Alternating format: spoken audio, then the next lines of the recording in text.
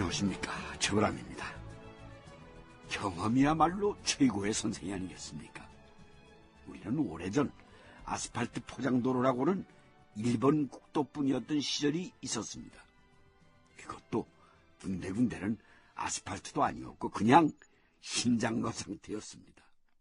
그런데 어느 날 갑자기 서울에서 부산까지 고속도로를 뚫기 시작했죠.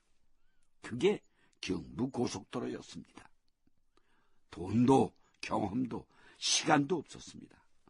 그러다 보니까 주로 일일이 사람의 손발이 동원돼야 했고 웃지 못할 일이 있었습니다.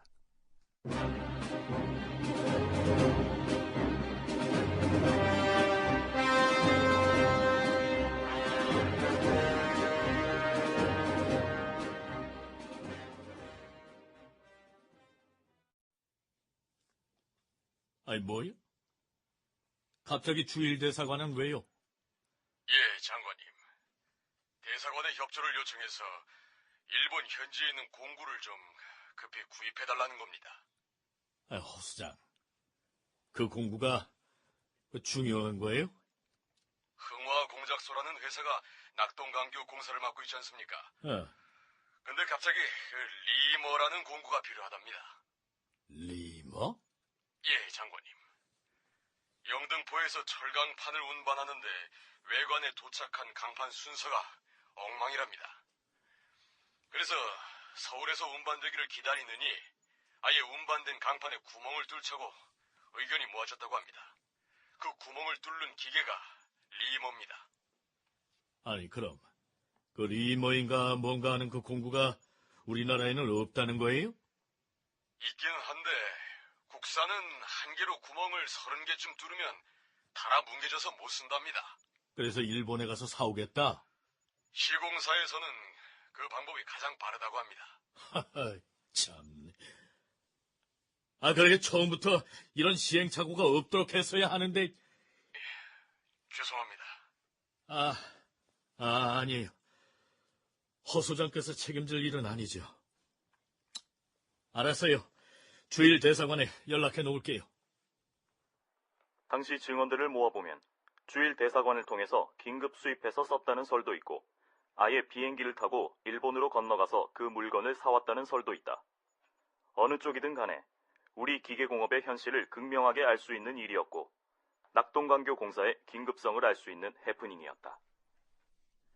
흥화공작소의 공사기간은 1969년 12월 말부터 1970년 5월 30일까지 5달. 사실 시공업체로서는 전례 없는 시공 실적이었다. 그게 가능했던 건 건설부와 현장 감독관의 성화 덕분이었다. 부장님, 인부를 좀 더 쓰시죠. 예? 지금도 충분한데요, 뭐. 제가 보기에는 충분치 않습니다. 물량 대비 인부도 충분하고 공정도 문제없이 돌아가지 않습니까? 사람이 모자라기 때문에 더 쓰시라는 게 아닙니다. 사람이 더 있으면 일을 더 할 수도 있는 상황 아닙니까? 사람을 더 써서라도 공기를 앞당기는 게 낫지 않겠습니까? 그 생각도 안 해본 건 아닌데. 왜요? 사장님이 안 된답니까?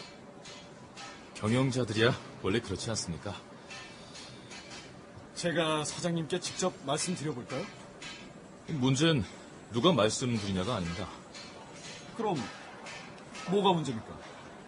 사람을 더 쓰고 장비를 더 동원하면 추가 비용은 정산에 반영되는 겁니까? 예? 기업을 운영하는 입장이 그런 겁니다. 그 입장을 바꿔서 생각해 보십시오.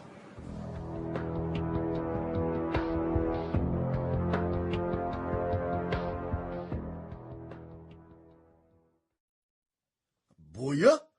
크레인을? 예, 사장님.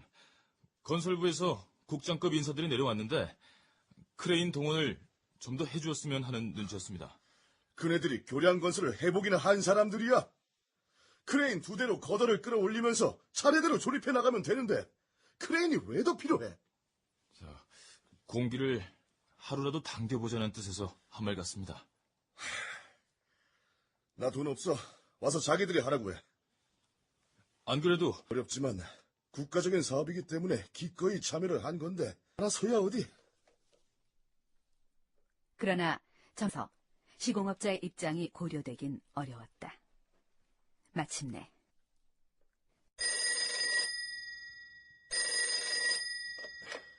여보세요. 사장님, 박 부장입니다. 점점부터 크레인이 몰려오고 있습니다. 뭐야? 무슨 크레인? 장관님께서 특별히 보내신 거라는데 전국에 흩어져 있던 건설부 소속 크레인 8대가 들어온답니다. 뭐 8대? 예, 사장님. 지금까지 석 대가 들어왔고 줄줄이 들어오는 중입니다. 이런. 이봐, 빨리 계산해봐. 크레인 8대가 추가돼서 모두 가동되면 기술자도 더 있어야 하잖아. 비계에 붙어야 할 인부가 70명, 리벨공이 20명 필요합니다. 그럼 그 인건비는? 우리가 부담을... 뭐야? 정말 상식도 없는 사람들이구만. 그러나 결국 시공업체는 건설부가 지원한 크레인 8대를 모두 사용했다. 한 달 동안 공사에 매달렸다. 그렇게 해서 공사가 끝 이듬해 5월 20일경이었고 마무리 작업까지는 한 달 열흘이 더 걸려 6월 30일에 끝이 났다.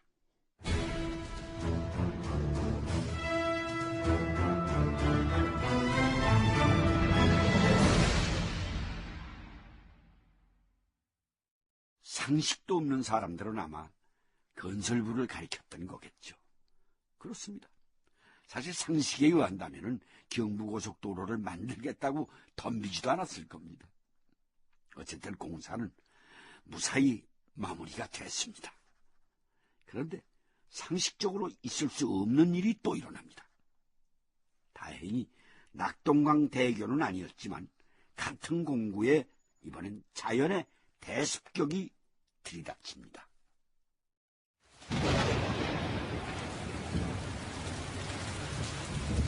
날씨 예보입니다. 오락가락하는 장맛비는 당분간 계속되겠고 머지않아 태풍 올가가 상륙할 것으로 보입니다. 정 감독, 태풍 대비를 해야겠는데. 왕궁 해놓고 태풍이라니? 소장님, 여긴 별일 없겠죠? 모르지. 자연 현상에 우리가 저항할 수는 없는 거고 가능한 수준까지라도 대비를 하는 수밖에. 우리 목숨이 하늘에 달려있군요. 외관공구 소장 박준규입니다. 박 소장, 나 한유록이요. 한유록은 허필은이 1970년 초 한국도로공사 사장으로 가면서 후임으로 온 사람이다. 뭐요? 벌써 말입니까? 대구 부도동 일부까지 잠겼다고 하니까 점검 좀 철저히 하시오. 갓길 50cm까지 물이 찰랑거린다고 합니다. 이 정도면 아무래도 잠기겠군요. 그럴 가능성까지 대비해야 할 거요. 만반의 대비를 하시오. 예, 알겠습니다. 그러나 비는 그치지 않았고 만반의 대비는 의미가 없었다. 이미 우려했던 상황으로 치닫고 있었다. 한유록입니다. 외관공구 박 소장입니다. 상황이 어때요? 15km 정도가 물에 잠겼습니다. 그래서 어떻게 하고 있어? 며칠 있으면 준공식인데 아무리 생각을 해도 이걸로는 국민들한테 내놓기가. 아니, 박 소장, 무슨 소리를 하고 있어? 복구를 해야지. 예? 지금 어떻게 복구를 합니까? 비는 줄곧 쏟아지고 물은 안 빠집니다. 속수무책입니다. 지금 제정신이야? 복구를 해야지 무슨 소리야? 파괴된 건 복구할 뿐이야. 뭐라고 하십니까? 파괴된 건 복구할 뿐이래. 예? 어떻게... 정 감독, 시공업체 일단 비상부터 걸어. 그날 밤 새벽 2시경 박 소장은 아무도 모르게 자신의 지프를 낙동강으로 몰았다. 그는 자살할 결심이었다. 이유는 절망감이었다. 그러나 어둠 속에서 떠오르는 영상들이 그의 마음을 돌아서게 했다. 아빠, 언제 와요? 아빠, 우리도 일요일날 창경원에 가요. 갈 거죠? 아니야. 남산으로 가요. 남산으로 갈 거죠?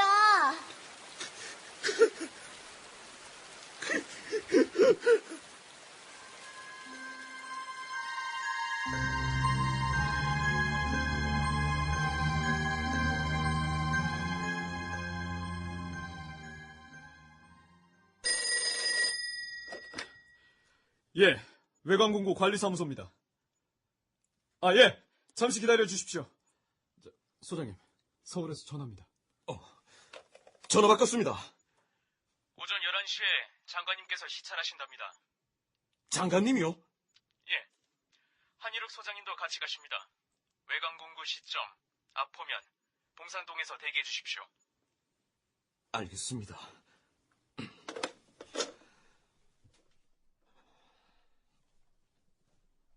박준규 소장이 새벽에 자살을 결심하고 차를 몰았던 바로 그날 오전이었다.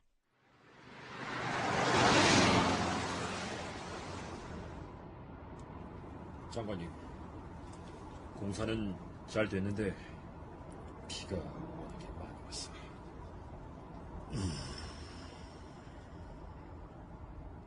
장관님께서 왜 한 말씀도 안 하시지? 다른 때 같으면 여기 고쳐라 저기 고쳐라 지시사항이 쏟아졌을 텐데 무슨 말씀이라도 해야지. 불안해서 숨을 쉴 수가 있나. 차 세우게.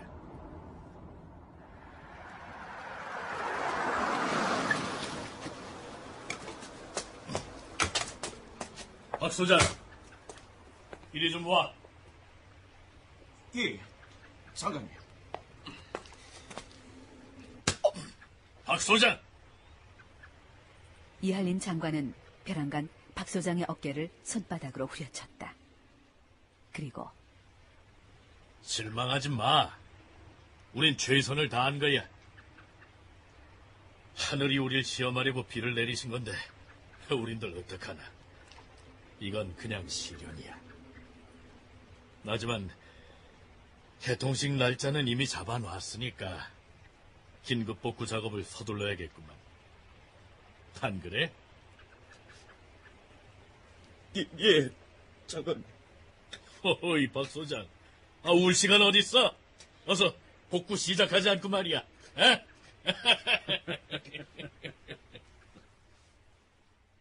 침수구역의 시공회사는 이미 상당량의 장비와 인력을 철수시킨 뒤여서 물론 복구는 쉽지 않았다. 한 소장님, 지금 이 인력과 장비로는 좀 어려울 것 같습니다. 불가능하단 얘기요? 솔직히 말씀드리면 그렇습니다. 대구에 있는 트럭을 죄다 끌어왔는데도 어렵다면 어쩌면 좋겠어. 장관님께 말씀을 드리면 어떻겠습니까? 지금 시간이 11시. 시간은 이미 밤 11시. 그러나 한유록은 이 문제를 자세히 알고 있는 이한림 장관이라면 시간도 개의치 않고 도와줄 거라고 믿었던 것이다. 장관님, 고속도로 건설사무소 한유록입니다. 대구 시내에 있는 트럭을 전부 불렀는데도 부족합니다. 해결 좀 해주셔야겠습니다. 그래서 어떻게 됐을까요? 그 다음날 새벽에 대한통운 화물차 30여 대가 현장으로 들이닥쳤다고 합니다. 그리고 또 한 번 인간과 자연재해의 대결이 벌어졌고 경부고속도로 개통식 전날, 그러니까 1970년 7월 6일 밤에 가서야 복구공사는 끝이 났다고 합니다.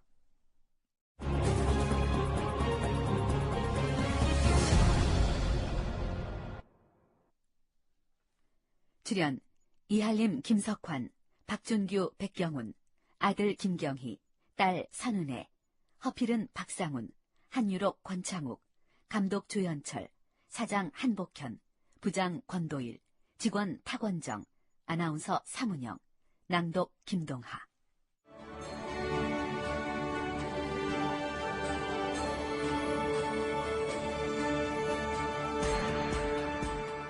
대한민국 경제실록 제7화 한국경제 대동맥